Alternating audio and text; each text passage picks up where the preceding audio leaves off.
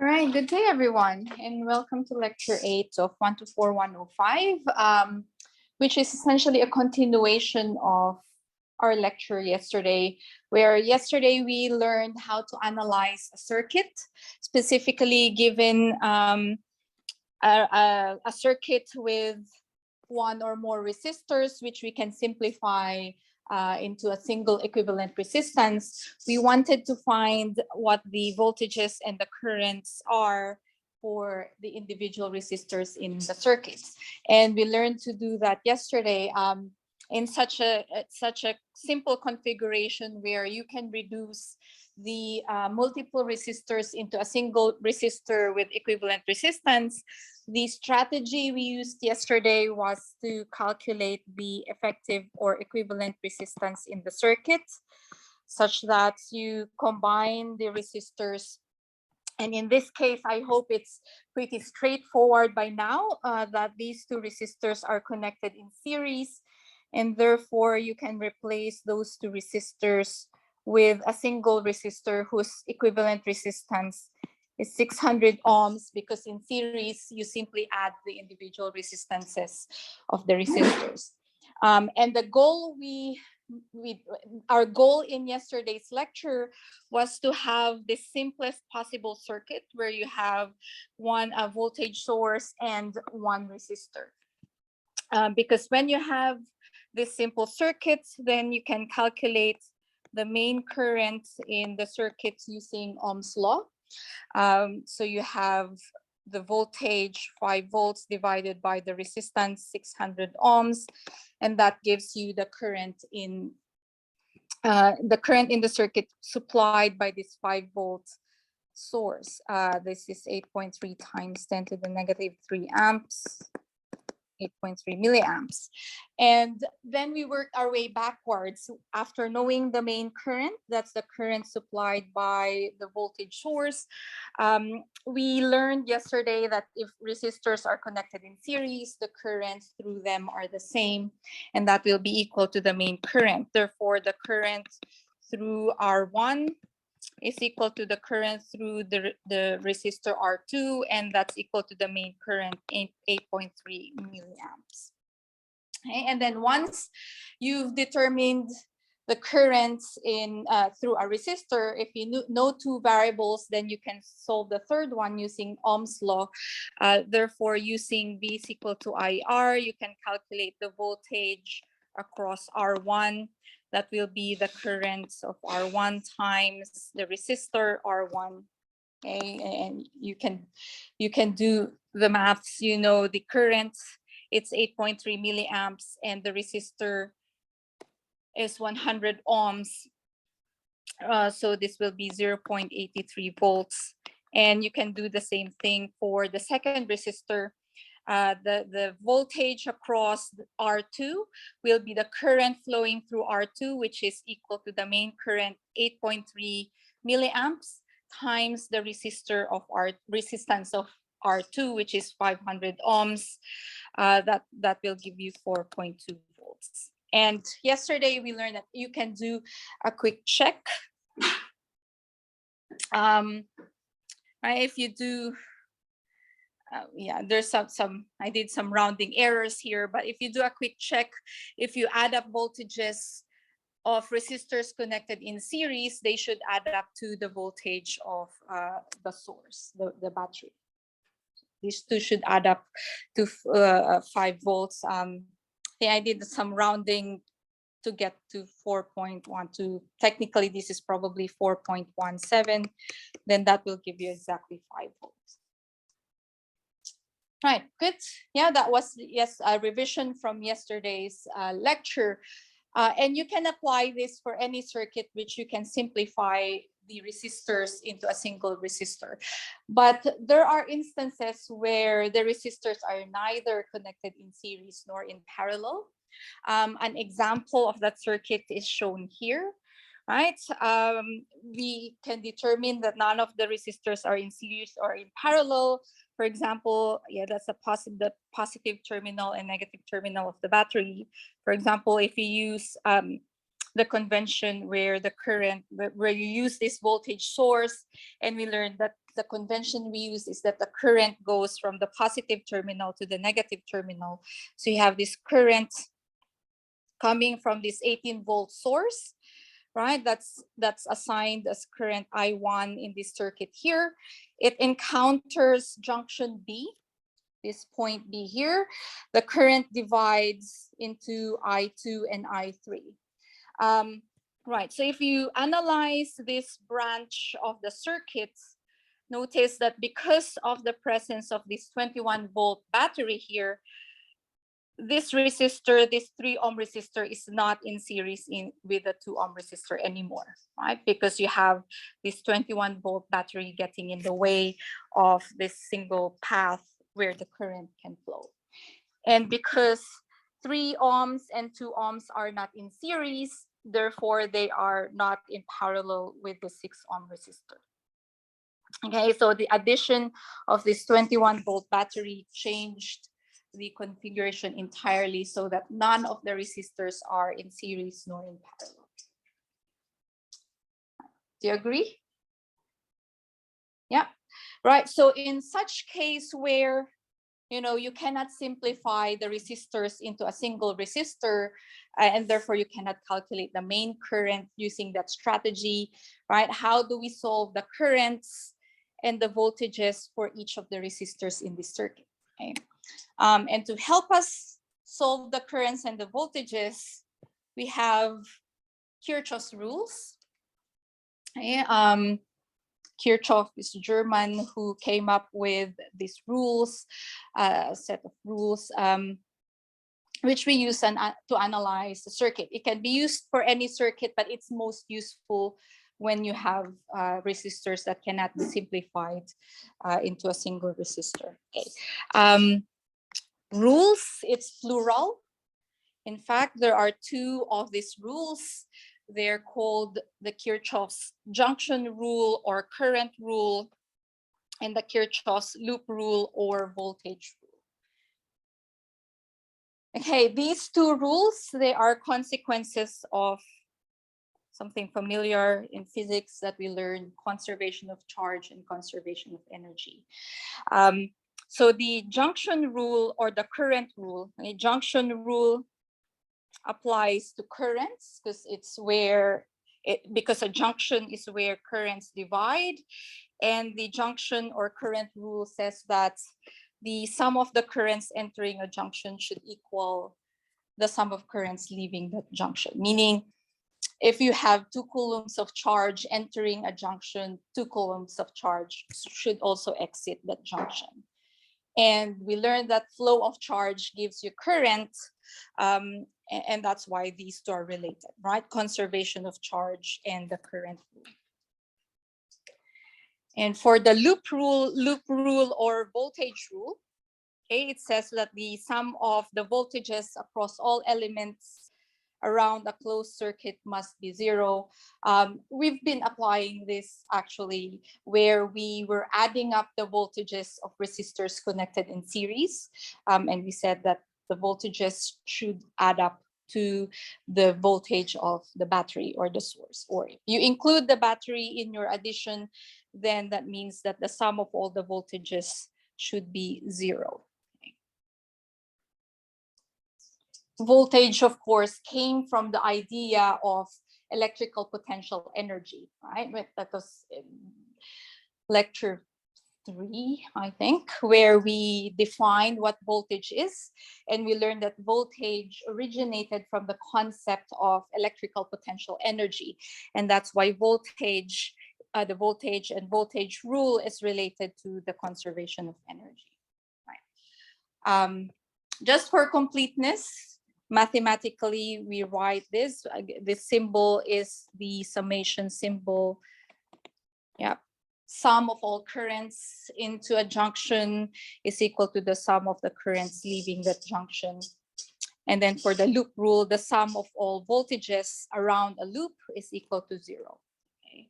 We will define what a loop is later on when we apply the loop rule.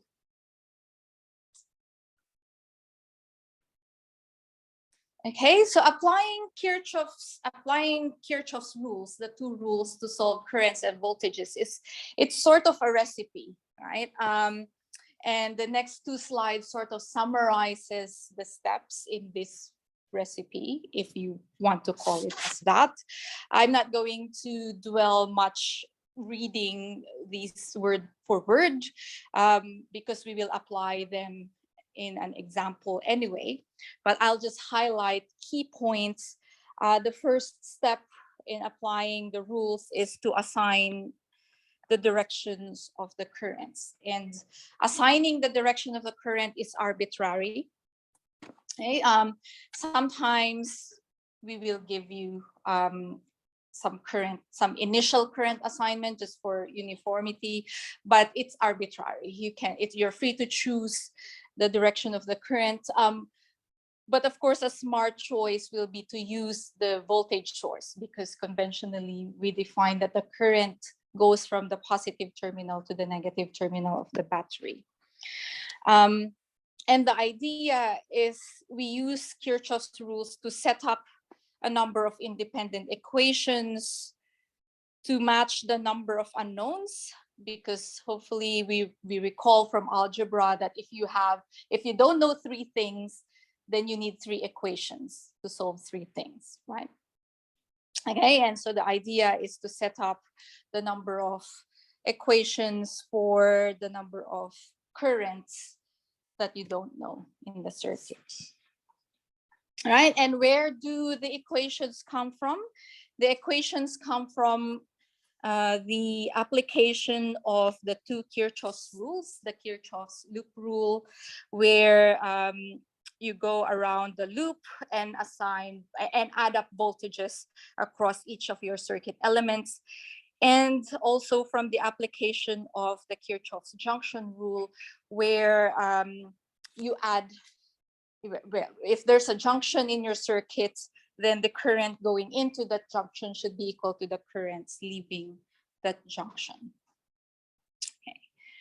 Right. Once you've set up your equations, the number of equations that you need, you then have to solve your equations simultaneously for each of the currents that are not known, okay, for each of the currents in the circuit that you assigned. And just a quick note, if the current you calculated turns out to be negative, then the negative sign means that the actual direction of the current in the circuit is opposite to the assignment that you've made, right? So remember that assigning directions of the currents is arbitrary. It's up to you to initially assign the direction of the current. But when after solving the currents and you find out that the current you solve is negative, that just means that the actual direction of the current in the circuit is opposite to the arbitrary assignment that you made. All right, so you have these two lecture slides, they're on stream, so you're free to refer to those sort of guides or guidelines. Now let's look at an example and apply how do we solve currents and voltages using the Kirchhoff's rules. So we'll start with this simple circuit that we've seen in the beginning of the lecture. As I mentioned, Kirchhoff's rules, they are useful for any circuit, even for this simple circuit. They're just more powerful to use when, in more complicated circuits. Right, so the first step, assign the current direction. Okay, as I mentioned, my tip is to use the voltage source, because we've said conventionally the current goes from the positive terminal to the negative terminal. So you have your currents. I'll try to make this neat.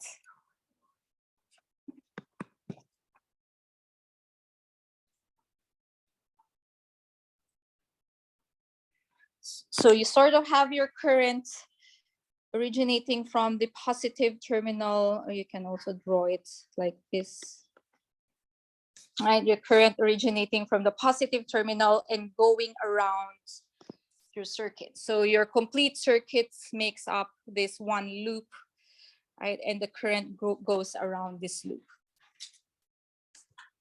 And then you apply the Kirchhoff's loop rule, where you add up all the voltages across each of the circuit elements in your loop. You have here in this particular example, we only have one loop, but we have 3 circuit elements.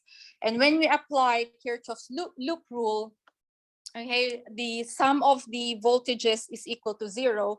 That means that some voltages are positive and some voltages are negative. Right, the voltage is negative if you are, as you go around the loop and as you cross a circuit element, a resistor, if you're going in the direction of the current, then that gives you a negative voltage, right? Because essentially you can also assign that to be positive and negative, positive and negative right there. So as you're going around the loop, for example, you cross resistor R1, you're going in the direction of current flow. And so you assign a negative voltage across resistor R1. Negative voltage, we call that as a voltage drop. As you can see here, you're going from a high potential point, positive, to a low potential point, negative point. So it's a voltage drop that gives you a negative voltage. If you're crossing the resistor in the opposite direction as the current, I will have one example later on to demonstrate this, then the voltage across that resistor will be positive. Okay, and a positive voltage means a voltage rise, because then you will be going from a low potential point to a high potential point. An example of that is crossing the battery here in this circuit, right? As you go around the loop and you cross the battery, note that you're going from the negative terminal of the battery to the positive terminal of the battery. We learned that the negative terminal is a low potential point. Positive terminal is a high potential point. So you're essentially going from low potential to high potential point. Hence, that's a voltage rise. And a voltage rise is assigned a positive voltage. Right, so using the sign conventions, we can write down one equation using Kirchhoff's voltage rule. Right, we can start with the voltage source here. It's a voltage rise, so that's a positive 5 volts. Right, as you go around your circuit in a loop, you're crossing R1 in the same direction as your assigned current. Hence, you have a voltage drop. That's a negative voltage across resistor R1. Voltage is equal to current times the resistance using Ohm's law. So the voltage across resistor R1 is the current in the circuit times, or the current through resistor R1 times the resistance R1. Okay, you then move on along the path. You encounter resistor R2, right? You cross resistor R2 in the direction of your assigned current. That's also a voltage drop, right? So that means you have a negative voltage across resistor R2. And using Ohm's law, voltage is equal to the current through resistor R2 times the resistance R2. Right, and you only have 3 circuit elements in this given circuit. So you have 3 terms in your Kirchhoff's voltage rule or loop rule, right? The sum of all voltages is equal to 0.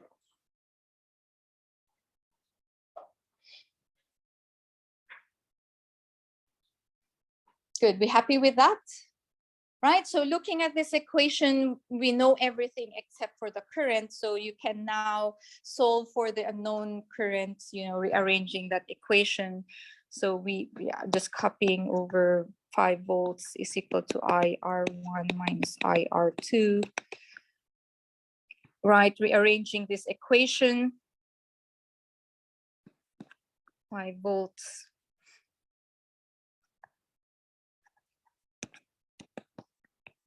1 plus R2 is equal to 0. So current is equal to 5 volts divided by R1 plus R2, which will be the same 8.3 milliamps as we determined using the other strategy of simplifying this circuit into a single resistor.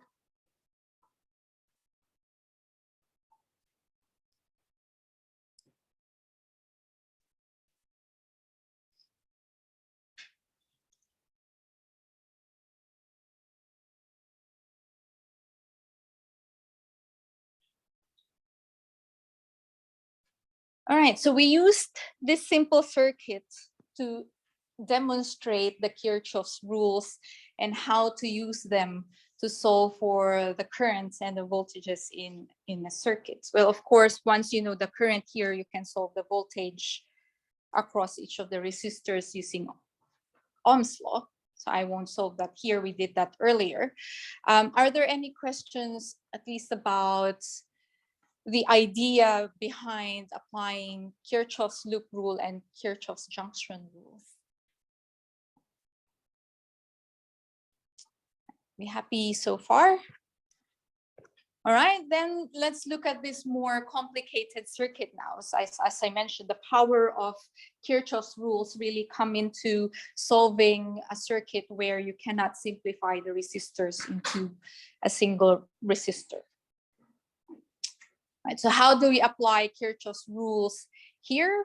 Again, first step is to assign the current directions. The currents are sort of already assigned here, but if not, you can again use, there are two voltage sources here where you can use one of the voltage sources to sort of initially assign an arbitrary current direction. Right, so in this particular diagram here, the 18-volt source was used to assign the current directions. Okay, you have the positive terminal being the longer side here, hence the current goes from the positive terminal to the negative terminal of this 18-volt source. Okay, and that's why you have I1 passing through or flowing through the 12 ohm resistor. I1 encounters this point B, which is a junction. So the current divides, okay, into I2 and I3. So that's the, yeah, those are the currents assigned in the circuit. Okay. Right, so right away, since there's a junction and you can see there are three currents here, you can apply Kirchhoff's junction rule right away. So there's no, first loop rule and then second junction rule. Applying either rule is interchangeable, whichever is easier for you. Right? And usually the junction rule is applied first because it's easy to see the junction once you've assigned the current directions.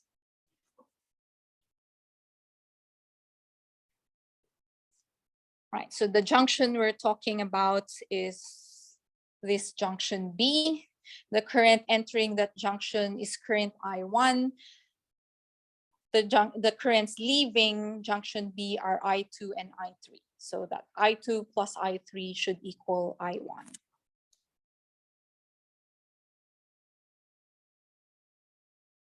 Good.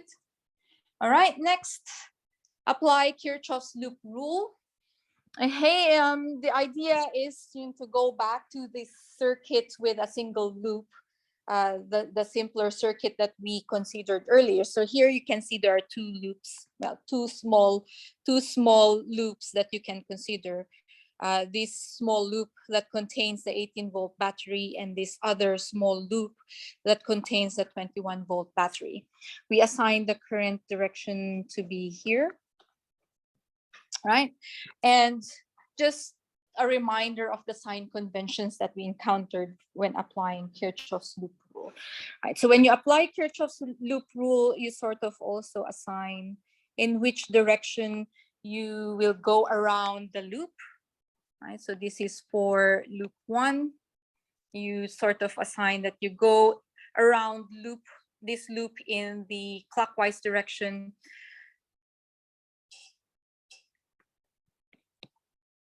Right, for consistency, you go around the second loop in the same direction. So both in the clockwise direction.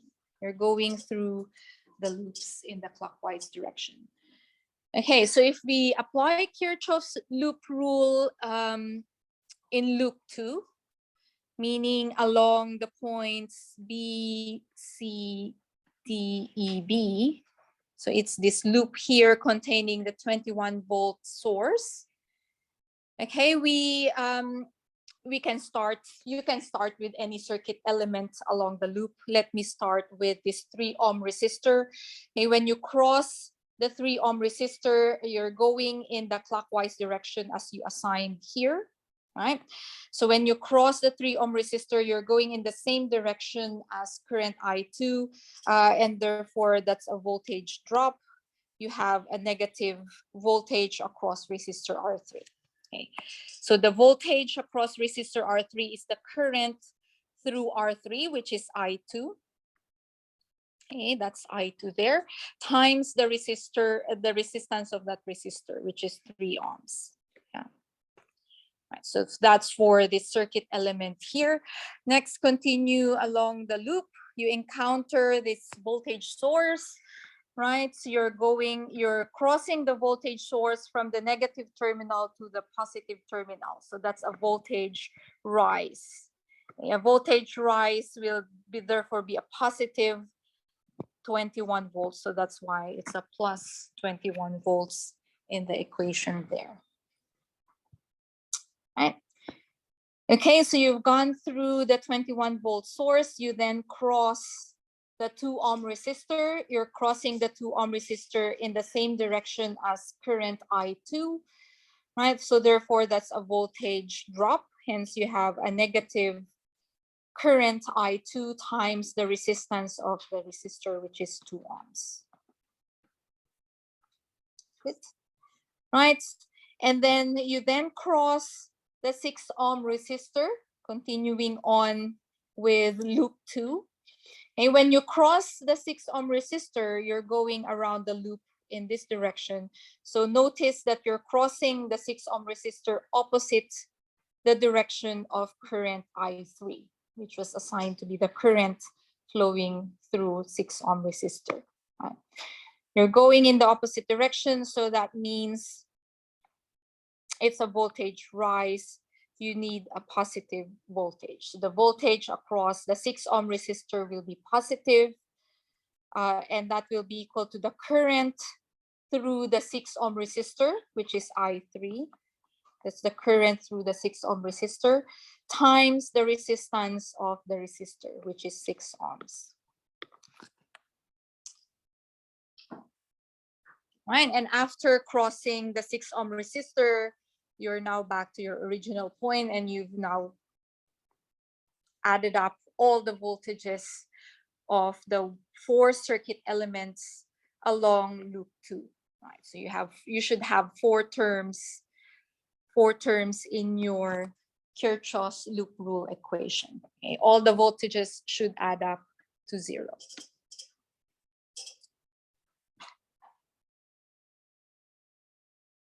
Good, happy with that? Right, especially with the signs, right? The signs are quite important, right? Any wrong sign will mess up your subsequent calculations. Of course, you can simplify your equations. So notice you have 2 terms containing I2, so you can combine them. Minus 3I2 minus 2I2, hence you have minus 5I2 there. And then you have 21 volts and 6I3 as usual. Good, so you have now one more equation using Kirchhoff's loop rule, applying that in loop 2. Right, you can get one more equation. So you have 3 currents, 3 unknown currents, I1, I2, and I3. 3 currents that you don't know. That means you need 3 equations at least to solve those currents. The third equation you can get by applying the loop rule in loop 1, right? So you can apply the loop rule in, sorry, this is loop 1, yeah, in loop 1, containing the 18-volt battery, right? You can start with any circuit element along the loop. I start with the 12 ohm resistor. As I cross the 12 ohm resistor, I cross it in the same direction as I1.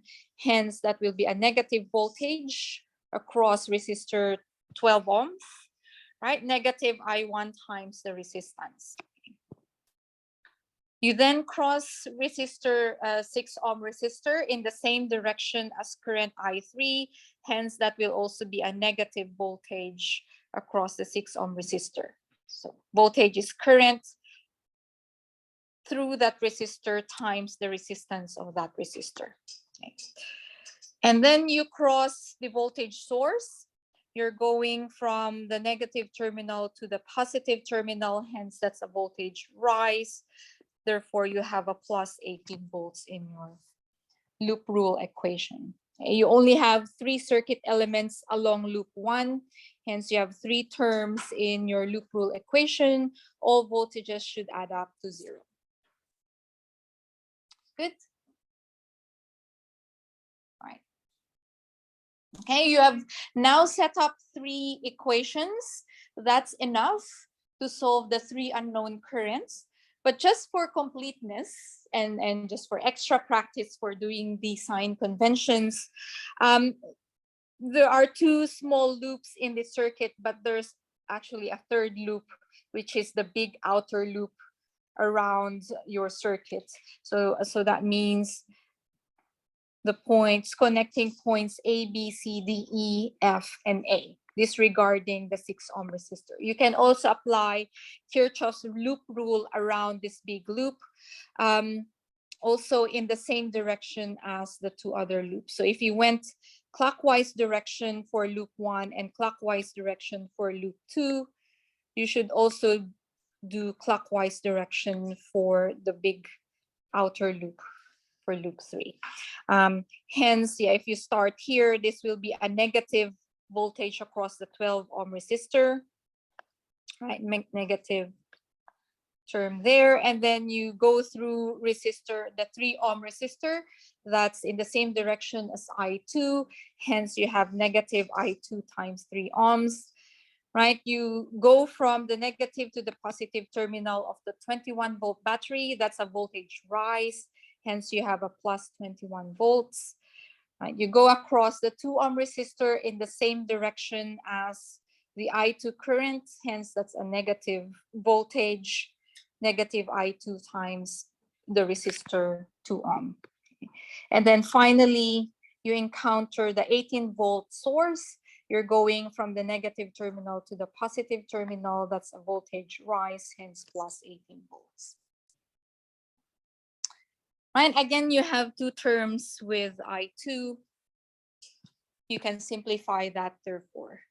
And then this will give you a 4th equation. But as I mentioned, you need only 3 to solve the 3 unknown currents. All right, so just writing down the equations we've set up from the previous slides, we can use these 3 equations to solve for I1, I2, and I3. Okay. Right, so some calculators can solve simultaneous equations, right?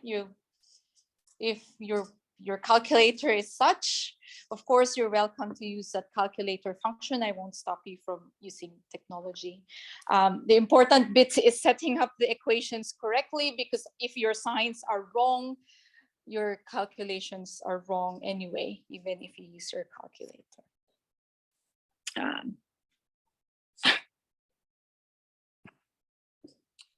I think there are also functions in the internet that solve simultaneous equations. Right, but I will solve that manually here using one method. What I do here is I substitute equation 1 to equation 3 to get rid of I1. Right, so I want to get rid of I1, hence I substitute equation 1 to equation 3. Okay, I can simplify this, so you have I3, two I3s in that term. I can simplify that and have this new equation, which I call equation 5. I then use equation 2. So equation 5 contains I2 and I3. And therefore, I will use equation 2, which also contains I2 and I3, to eliminate one of the unknown currents, right? So if I use equation 2 and equation 5. So from equation 5, I will multiply both sides with the factor of 3, not changing anything because I'm multiplying both sides of the equation. But I have now this new equation where is that?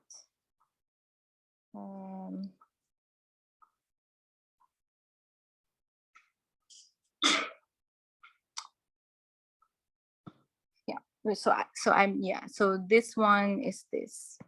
So this is the new equation that I'd want to use, which I will add with equation 2.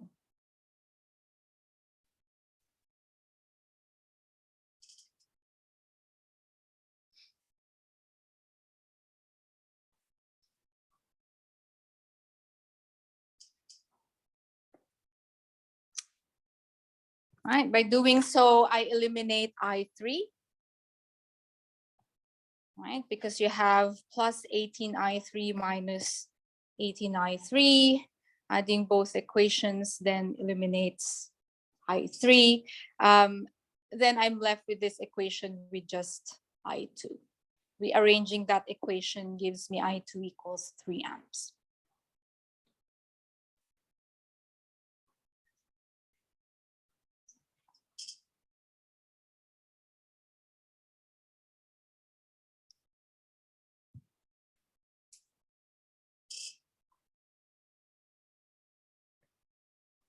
Okay, once you know I2, you can use some of the equations.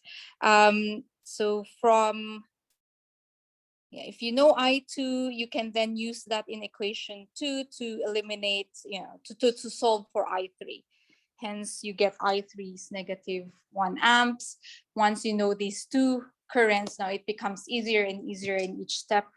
You can then use equation 1 to solve for I1. Fine. So yeah, so this is just algebra. The most important things is setting up the equations, right? Because the steps that follow is algebra, eliminating some unknowns and solving one current and so on. Good.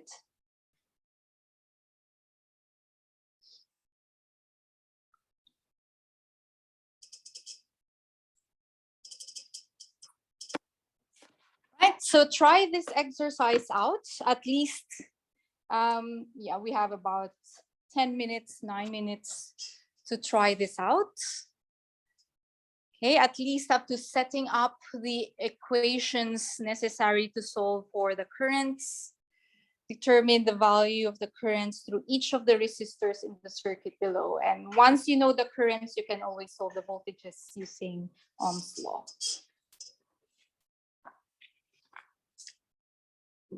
Yeah.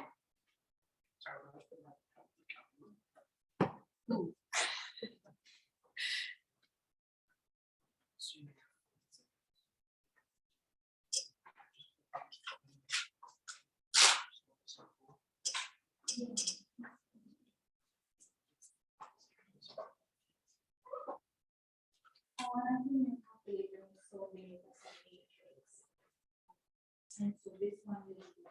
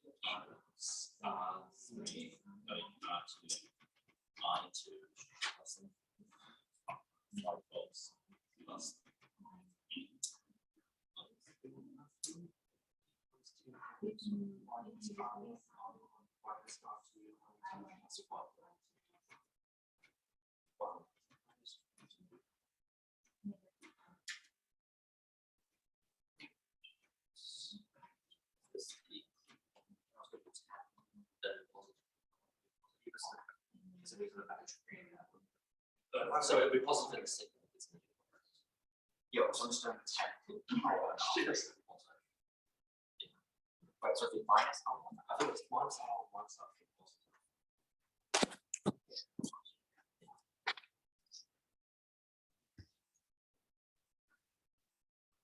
Oh yeah, I said minus 10 is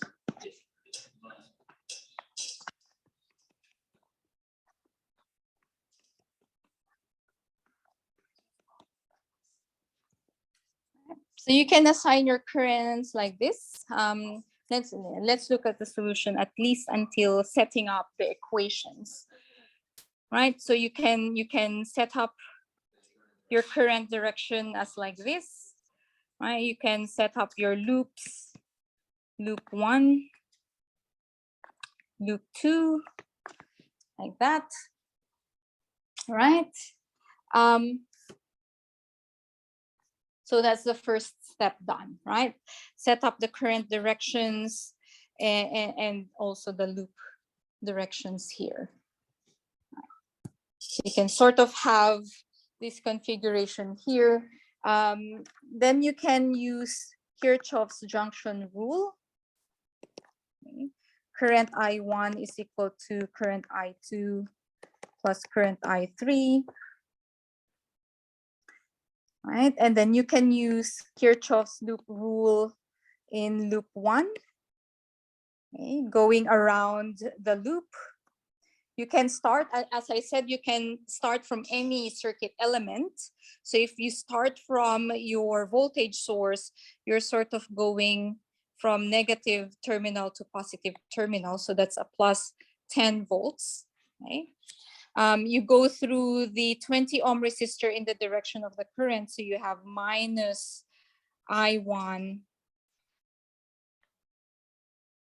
20 I1, minus 20 I1. And then you go through resistor R3. Again, you're going in the direction as the assigned current I3. So that will be minus 10 I3 is equal to 0. Okay, because you only have 3 circuit elements in your loop 1. Okay, so that's your second equation here. For the third equation, use Kirchhoff's loop rule in loop 2. Okay, so this is your loop 2. Again, you can start from the voltage source if you want. So crossing the voltage source, it's a voltage drop because you're going from positive to negative terminal. So that will be a -5. Right, and then you then cross resistor R3, but as you cross resistor R3, you're going around the loop like this, right? But the current I3 is going downwards, you're crossing resistor R3 upwards. So you're crossing R3 in the opposite direction as I3.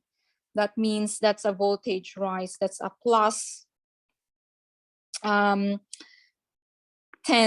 the resistance, 10 ohms times the current. The current flowing through R3 is I3. So that's 10 times I3. And then finally, you cross resistor R2. You're going in the direction of current I2. So that's a -50 I2. And that's equal to 0. So you have these three equations. And you can solve them simultaneously. Maybe I'll solve them. Have you learned matrices in algebra? How to solve simultaneous equations using, okay, good. So you can use matrices as well. Matrices with 3 elements, they're more tricky. So I'll leave the algebra to you, or you can use matrices or simultaneous equations, but you will then get I1 is 0.32 amps. I2 is equal to negative, well, oh no, I want to demonstrate something here. So let me write down I2 first. Right. So if, for example, you determine that I2, you determine I2 first, it's negative 0.029 amps. All right, it's negative. And you can see that once you know I2, you can determine I3 using equation 3, right? So using equation 3 to find I3, if you use equation 3 and substitute the value of I2, make sure to include the negative sign. Include negative sign of I2. Okay. So then you should, if you include the negative sign to solve I3, you will get 0.35 amps for I3 if you substitute the value of I2 in equation 3. Okay, so you have, it's quite important to include the negative sign. And then of course you can use equation 1 to find I1. Again, include the negative sign. So I1 is I2 plus I3, negative 0.029 plus 0.35 will give you 0.32 amps. Right, so I wanted to show that if you're solving equations simultaneously by substitution, then the negative sign is important and you have to include that. All right, otherwise you can use matrices or you can use the calculation simultaneous equation function in your calculator, which I believe also uses matrices if you use the calculator. Right, any questions about this exercise or Kirchhoff's rules? Okay. Right. So I can expect a perfect score in the Kirchhoff's rules equation question in the test, I hope, but you will have some more practice in the workshop. So I will see you in the workshop tomorrow. And otherwise, if you have any questions, feel free to stay. There might be a next class, so I'll meet you outside. Otherwise, have a good day and see you tomorrow.